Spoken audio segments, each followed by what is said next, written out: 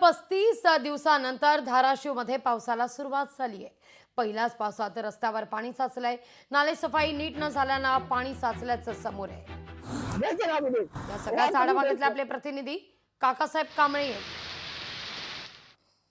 धाराशिव जिल्ह्यात गेली 35 दिवसापासून पाऊस न झाल्यानं शेतकरी हवालदिल झाला होता। आपली पेरलेली पिकं आता सुकतील की काय अशी चिंता होती। मात्र रात्रभर झालेल्या पावसानं तुम्ही पाहू शकता की धाराशिवच्या प्रत्येक रस्त्यावरती असं पाणी पाहायला मिळतंय आणि सकाळची वेळ असल्यानं विद्यार्थ्यांना शाळेत जाण्यासाठी चाकरमान्यांना नोकरी आपल्या ड्युटीला जाण्यासाठी सकाळ असा त्रास सहन करावा लागत आहे।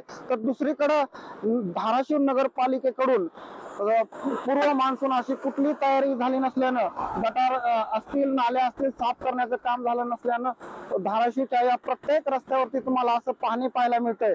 आणि असा जर पाऊस आता चालू राहिला तर नगरपालिकेनं केलेलं पूर्ण नियोजन आता पाण्यात गेल्याचं चित्र तुम्हाला समोर दिसतंय। काकासाहेब कांबळे, लोकशाही मराठी, धाराशिव।